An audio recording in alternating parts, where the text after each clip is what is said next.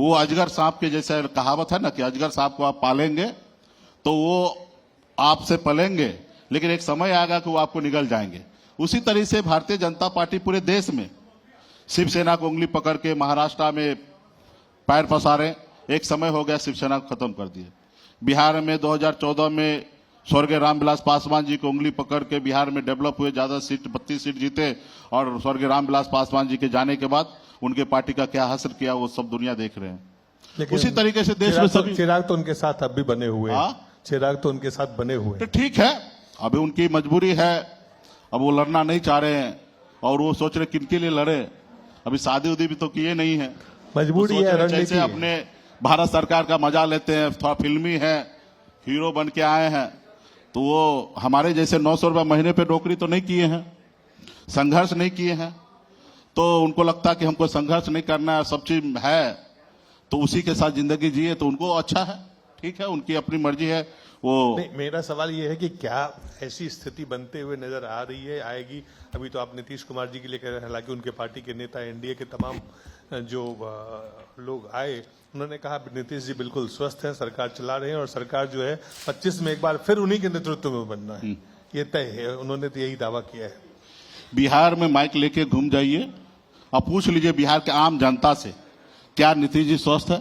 अब उनके लोग तो कहेंगे ही, कोई अपने दही को खट्टा कहते हैं तो उनके लोग तो कहेंगे ही कि नीतीश जी स्वस्थ है, लेकिन पूरे बिहार में घूम के पता कर लीजिए कि स्वस्थ है। और स्वस्थ हो, हम तो भगवान से कामना करते हैं कि स्वस्थ रहे। नीतीश जी को हम लोग नेता मानते हैं, सामाजिक न्याय के नेता हैं। ये बात अलग है कि वो भाजपा के चंगुल में है, भाजपा के साथ है, ये बात अलग है, ठीक है, लेकिन सामाजिक न्याय के व्यक्ति हैं और उनके आज भी मैं इज्जत करता हूं। मैं उनके मंत्रिमंडल में मैं रहा हूं। बंद कमरे में जब हम लोग बैठते थे, नीतीश जी हम रहते थे, तो हमको बहुत सीख देते थे और हमको बहुत कुछ बताते थे कि किनके साथ बैठना चाहिए, किसके साथ नहीं बैठना चाहिए और किन से बच के रहना चाहिए। तो उनके सीख पे आप चल रहे हैं कि बीजेपी? हाँ, निश्चित तौर पर उन्हीं के सीख पे मैं चल रहा हूँ। बीजेपी के साथ है? हाँ, वो तो खुद बीजेपी के साथ है। वो है वहां पे, ठीक है, उनकी मजबूरी है। मुकेश भाई भी आ सकते हैं, इनके बारे में बहुत चर्चा चलती रहती है कि चुनाव से पहले ये चर्चा क्यों आखिर? जो ये अभी मैं आपके मन से ना बोल रहा हूं और कोई हमारी चर्चा करे कि हमारे साथ आएंगे, तो ये हमारी ताकत है, क्योंकि बिहार में 10% वोट हमारे पास है और बिहार में पिछले 5 साल में सभी पार्टी ने अकेले उपचुनाव लड़ा है, जिसमें चिराग पासवान भी जी चुनाव लड़े हैं अकेले, कांग्रेस पार्टी भी चुनाव लड़े हैं और मैं भी अकेले चुनाव लड़ा हूं और अन्य पार्टी भी चुनाव लड़े हैं।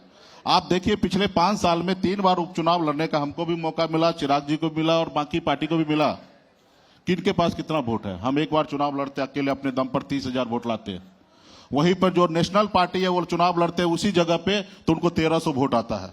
तो मेरी अपनी एक मेहनत है, संघर्ष है, जिसके बदौलत हमारे पास वोट बैंक है और 10% का वोट है। और ये वोट एनडीए के साथ, लालू जी के बाद अगर ये वोट अगर देखा जाए तो एनडीए के साथ रहा।